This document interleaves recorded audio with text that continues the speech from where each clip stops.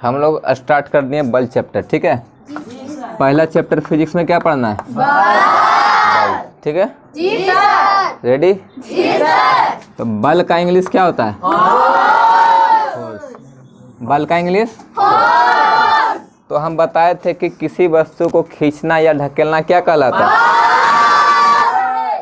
किसी वस्तु को खींचना या ढकेलना क्या कहलाता है? यानी पुल एंड पुश। क्या बोले थे? Pull and push. तो बताओ, पुल का मतलब खींचना, पुल का मतलब खींचना, और पुश का मतलब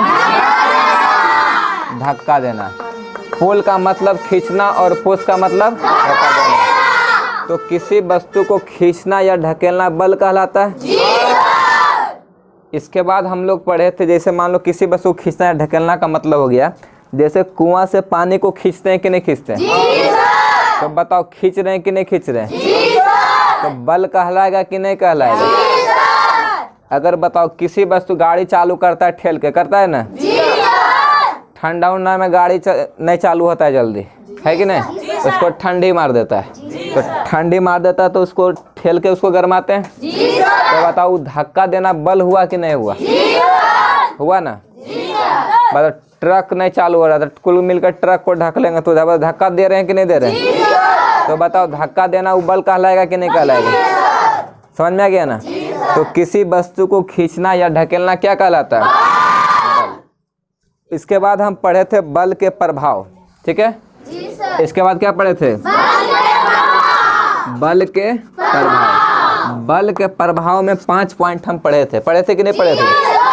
5 पॉइंट में हम लोग पढ़े थे। पहला क्या था? किसी वस्तु को विरामावस्था से क्या करता है? गति की अवस्था में ला देता है।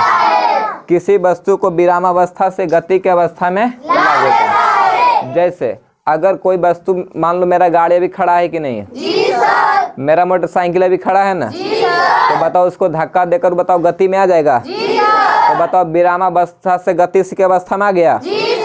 अगर हम बताओ रुके हुए हैं? जी सर। अगर कोई हमारा पीछे से ढकेल देगा तो बताओ गति में आ जाएंगे? जी सर। तो बताओ, विरामावस्था से गति की अवस्था में आए कि नहीं आए? जी सर। तो डेट इज कॉल्ड बल, ठीक है जी सर। तो बताओ, बल का प्रभाव पहला चीज हो गया, एग्जाम्पल दे दिए। इसके बाद दूसरा चीज बताए थे, किसी वस्तु को गतिशील से विरामावस्था में ला देते हैं। गतिशील से उसको विरामावस्था में ला देते हैं। बताओ, क्रिकेट खेलता है कि नहीं खेलता है? क्रिकेट खेलने माहिर है ना? तो बताओ, क्रिकेट खेलता है तो बताओ, गेंद जब चौका छक्का मारता है तो गेंद गति में रहता है कि नहीं रहता है? गेंद गति में रहता है। तो गेंद गति में है, उसके बाद जैसे ही उसको कैच ले लिया तो बताओ, विरामम हो गया। विरामावस्था का मतलब होता है कि कोई वस्तु रुका हुआ है, और गति की अवस्था का मतलब हो गया कि चल रहा है।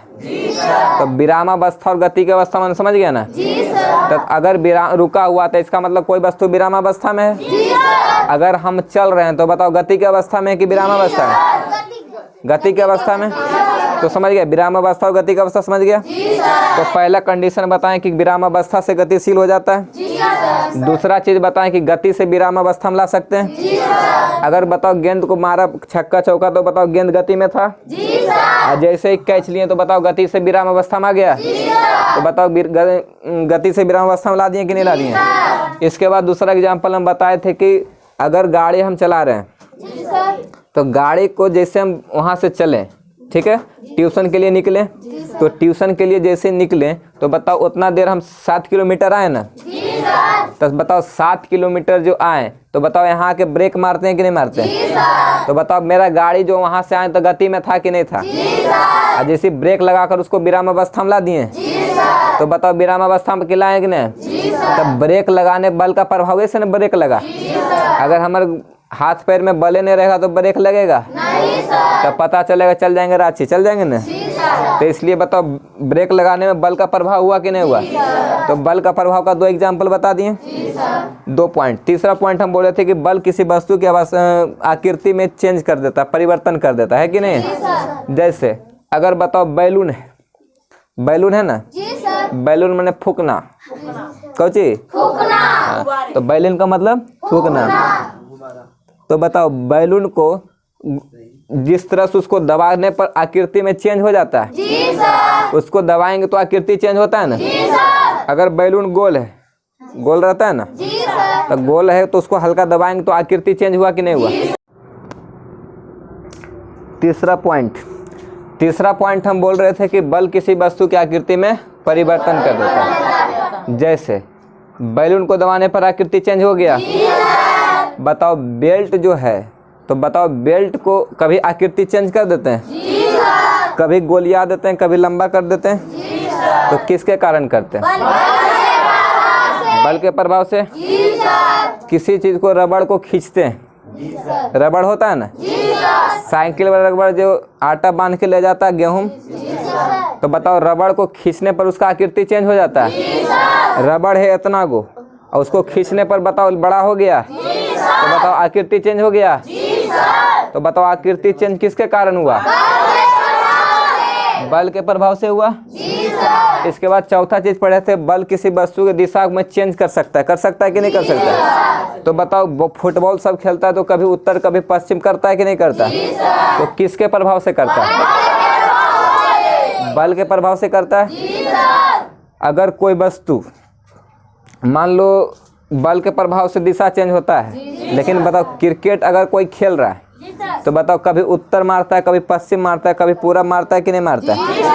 तो बताओ अपना इच्छा अनुसार बताओ चेंज करता है कि दिशा कि नहीं करता? मेरा मन हुआ था कभी पूरब घुमा दिए, मेरा मन हुआ था कभी उत्तर घुमा दिए। बताओ इच्छा अनुसार हम चेंज कर सकते हैं कि नहीं? तो बल में दिशा होता है कि नहीं होता है? होता है। 4 गो हो गया। इसके बाद 5वां हम पढ़े थे, बल किसी वस्तु के गति में परिवर्तन कर सकता है। बल किसी वस्तु के गति में परिवर्तन कर सकता है। कर सकता है कि नहीं कर सकता है? जैसे अगर हम चल रहे हैं धीरे धीरे, तो बताओ कोई हमको ठेल के बताओ गति में स्पीड कर देगा कि नहीं कर देगा? हम चल रहे हैं 2 के स्पीड से, और कोई ठेल देगा तो तुरंत 5 के स्पीड से चलने लगेंगे। तो बताओ गति में परिवर्तन हुआ। अगर मान लो मेरा गाड़ी चल रहा है धीरे धीरे, कोई ढकेल रहा है धीरे धीरे 2 के स्पीड से, और एक और ढकने लगा, पूरा ढकेलने लगा कस के, तो बताओ मेरा स्पीड बढ़ गया कि नहीं बढ़ गया? तो किसके प्रभाव से बढ़ा?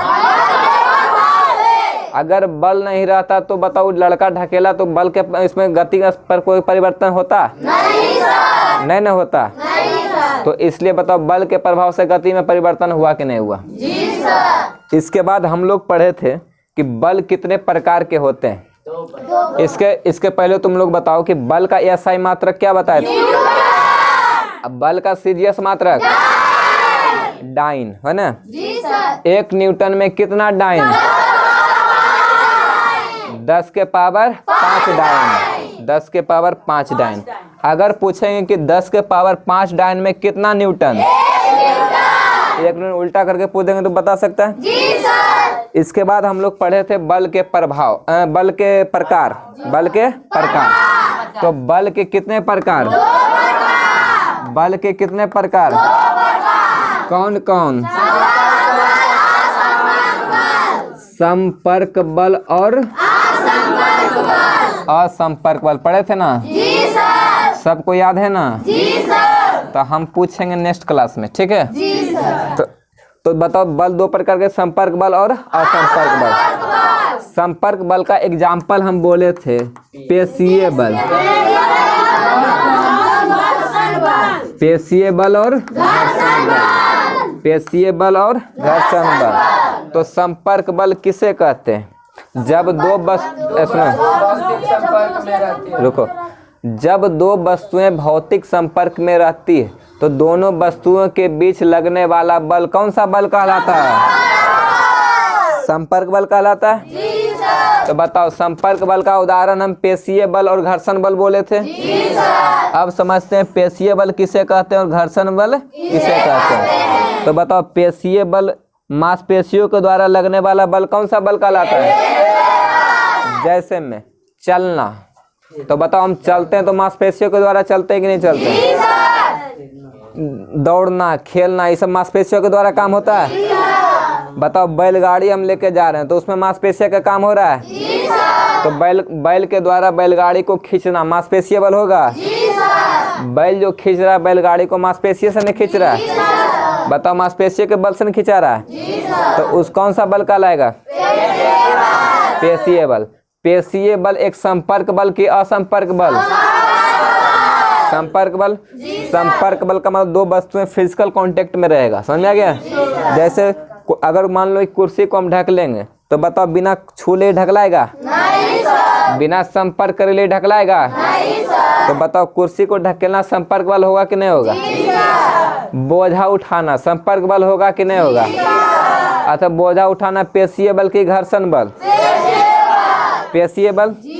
मांसपेशियों के द्वारा लगेगा ना बल कि बोझा ऑटोमेटिक रिमोट दाबेंगे उठ जाएगा? नहीं उठेगा, तो उसको पेशीय बल के द्वारा उसमें बल लगता है। क्लियर हो गया?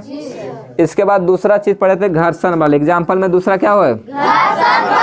घर्षण बल। जब एक वस्तु दूसरे वस्तु पर चलती है या चलने की चेष्टा करती है तो दोनों सतह के बीच एक विरोधी बल काम करता है। कौन सा बल काम करता है? वही विरोधी बल कौन सा बल कहलाता है? घर्षण बल कहलाता है। ठीक है, तो जैसे अगर मान लो गाड़ी चल रही है, ठीक है, तो गाड़ी हम चला के आ रहे हैं, ऑटोमेटिक चाबी को बंद कर देंगे तो बताओ गाड़ी कुछ दूरी पर जाके रुक जाएगा कि ऑटोमेटिक बढ़ते चल जाएगा? रुक जाएगा ना। तो बताओ रुकने का कारण कौन सा बल है? घर्षण बल है। घर्षण बल चक्का के सतह और रोड का सतह दोनों के बीच एगो बल काम, विरोधी बल काम करता है कि नहीं करता? चक्का जो चल रहा है ना, तो चलते चलते ऑटोमेटिक कहीं पे आगे जाके रुक जाएगा। अगर इंजन हम उसका बंद कर देंगे, कोई गाड़ी रहे, ठीक है, तो कोई गाड़ी का इंजन बंद कर देंगे तो बताओ आगे जाके रुक जाएगा? तो आगे जाके रुकने का वजह है कि गाड़ी का चक्का के सतह और रोड का सतह दोनों के बीच एक विरोधी बल काम करता है। उसी को क्या बोलते हैं? विरोधी बल का मतलब हो गया कि वो चलना चाहता है लेकिन उसका विरोध करता है कि नहीं करता है? तो अगर तुम लोग के घर के आसपास कोई विरोध करता है कि नहीं करता है? बताओ मोदी नोटबंदी किया था, विरोध हुआ था कि नहीं हुआ था? कोई चीज में विरोध होता है तो विरोधी बल उसे कहते हैं। समझ में आ गया? तो विरोध करना उसी को क्या कहते हैं? विरोधी बल। तो गाड़ी चलना चाहता है लेकिन दोनों के सतह के बीच एगो विरोधी बल काम करता है, वही विरोधी बल उसको चलने नहीं देता है, उसी को बोलते हैं घर्षण बल। क्लियर हो गया? इसके बाद असंपर्क बल हम पढ़ाए थे ना? तो असंपर्क बल के कितने उदाहरण? 3 उदाहरण, और भी हो सकता है। हम बताए थे गुरुत्वाकर्षण बल, एक चुंबकीय बल और एक स्थिर वैद्युत बल। जिसमें चुंबकीय बल हम पढ़ाए थे। पहले असंपर्क बल किसे कहते हैं?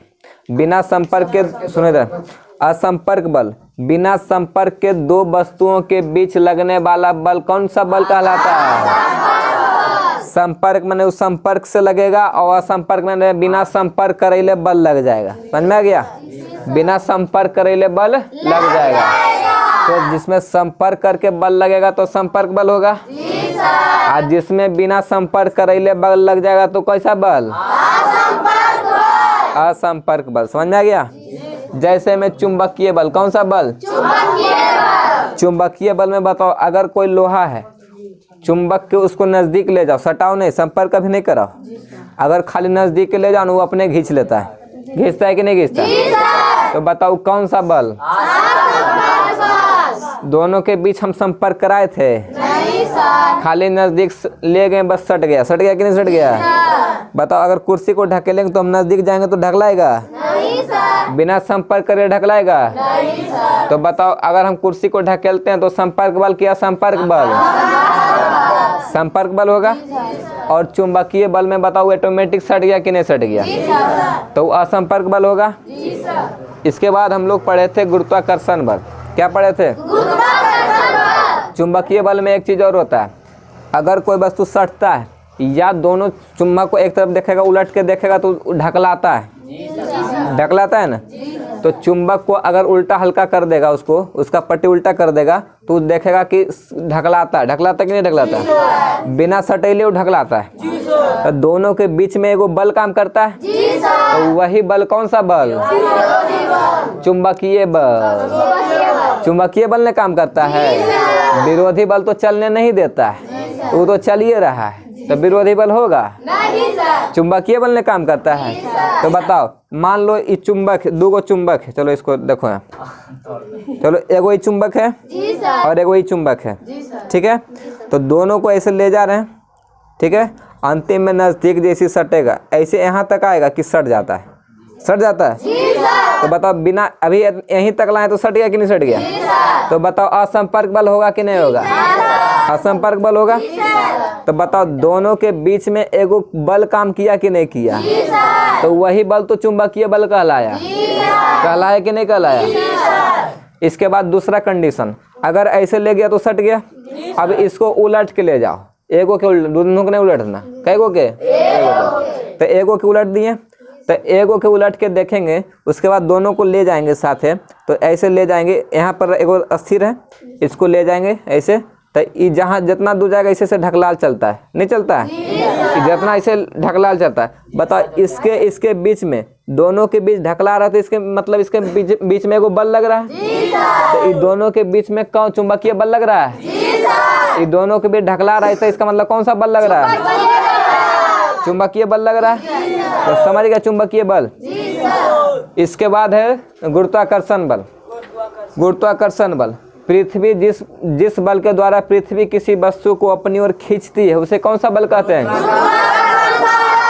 जिस बल के द्वारा पृथ्वी किसी वस्तु को अपनी ओर खींचती है, उसे कौन सा बल कहते हैं?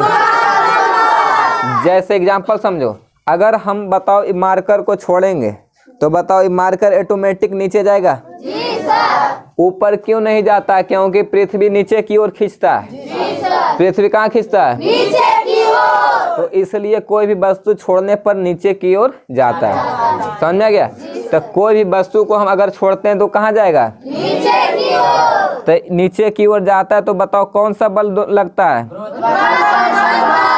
गुरुत्वाकर्षण बल लगता है। जी सर। तो बताओ, नीचे जाता है, इसका मतलब गुरुत्वाकर्षण बल लग रहा है। जी सर। अगर बल नहीं लगता तो नीचे जाता, नहीं सर। जैसा छोड़ते हो जीरा आ जाता, लेकिन ऐसा होता है? नहीं सर। नीचे चल जाता है। तो बताओ, अगर कोई वस्तु नीचे जा रहा है तो इसका मतलब कौन सा बल लग रहा है?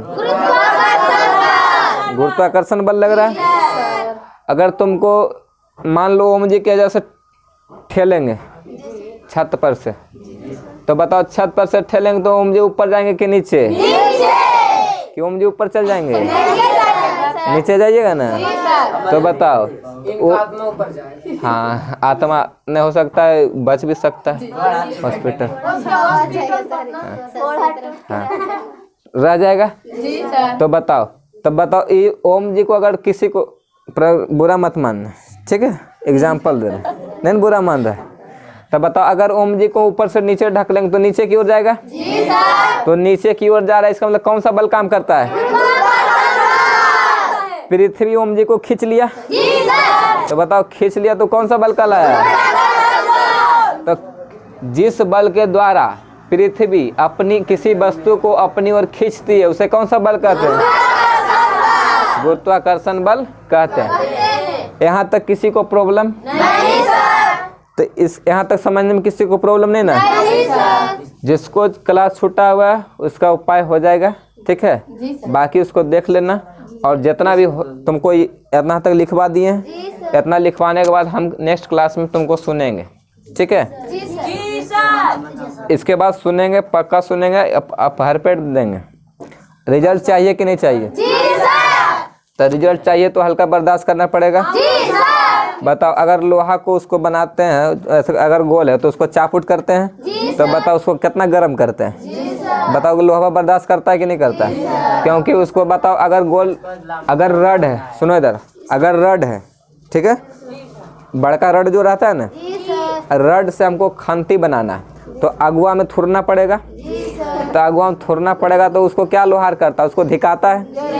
तो उसको खंती बनने के लिए बताओ कितना धिकना पड़ता है? तो तुमको अच्छा अगर नंबर लाना चाहता, अच्छा नॉलेज अगर ज्ञान करना चाहते, तो बताओ उसमें धिकना पड़ेगा कि नहीं? तो तुम लोग को धिकाएंगे डंटा से, आँख से नहीं धिकाएंगे। आँख से धिकेगा एक के बार बाढ़ में जाके, है कि नहीं? तो वहाँ अभी तो डंटा से, तभी डंटा से काम चल जाएगा। तो इसलिए तो इसलिए तुम लोग को दिखना पड़ेगा और इसको याद करना पड़ेगा, तब जाके होगा रिजल्ट। उसके बाद रिजल्ट होगा तो उस टाइम लगेगा कि मरिया खाएं तो सोल्व हो गया। लेकिन जब रिजल्ट नहीं होगा और मार भी खाएगा, रिजल्ट नहीं होगा तो भर पेट हमरा करी आएगा, है कि नहीं? तो इसलिए नहीं आता गाड़ी दे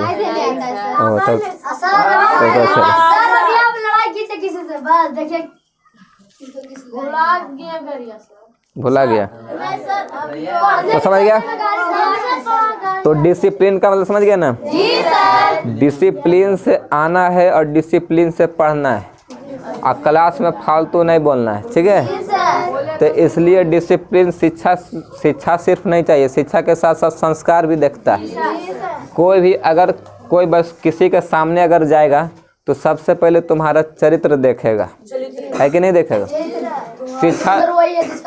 शिक्षा बाद में देखेगा, सबसे पहले तुम्हारा संस्कार देखेगा। समझ में आ गया?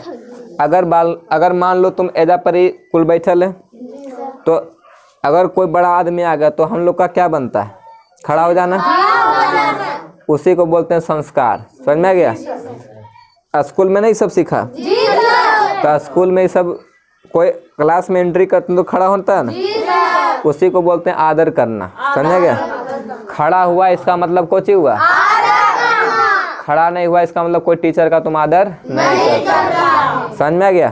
तो इसलिए शिक्षा भी जरूरी है और शिक्षा के साथ साथ संस्कार भी जरूरी है। तो इसलिए हम लोग को सब मिलकर चलना है, ठीक है? एक हाथ से ताली नहीं बजता। हम मेहनत करेंगे, तुमको भी करना पड़ेगा, दोनों मिलके करेंगे तब जाके ताली बजेगा, तब जाके रिजल्ट होगा। उसके बाद रिजल्ट होगा तब बैनर में फोटो टांगेंगे। समझ में आ गया? तो इसलिए रिजल्ट दो जल्दी जल्दी, और अरे वही टांगेंगे, चिपकाएंगे। समझ में आ गया? ओ अच्छा, तोरे टांग देंगे, तू वकर जगह फोटो की जगह पर ओकरे टांग देंगे हुक्का में। हाँ, समझ में आ गया ना? तो बताओ, साइंस समझ में आ रहा है कि नहीं आ रहा है? साइंस समझने का चीज है कि रटने का चीज है? तो साइंस को रटना नहीं है, साइंस को क्या करना है? सब चीजें समझना है, ये नहीं कि साइंस के, मैथ के भी समझना है। अच्छा, मैथ में हम तुम लोग को पढ़ाए थे कि अगर कोई भिन्न यानी जो अंश बटे हर, तो अगर कोई भिन्न के पावर अगर 0 है तो वहाँ क्या होगा? 1 होगा। अगर किसी के भिन्न के ऊपर पावर में 0 दे देंगे तो उसका मान कितना होगा? 1 होगा। मैथ क्लास में पढ़ाएंगे। आज की क्लास में इतना ही साइंस का हो गया। अब इसके बाद पढ़ेंगे नेक्स्ट क्लास में मैथ, और बाकी के लिए आज के लिए इतना ही, फिर मिलते हैं नेक्स्ट क्लास में, ठीक है?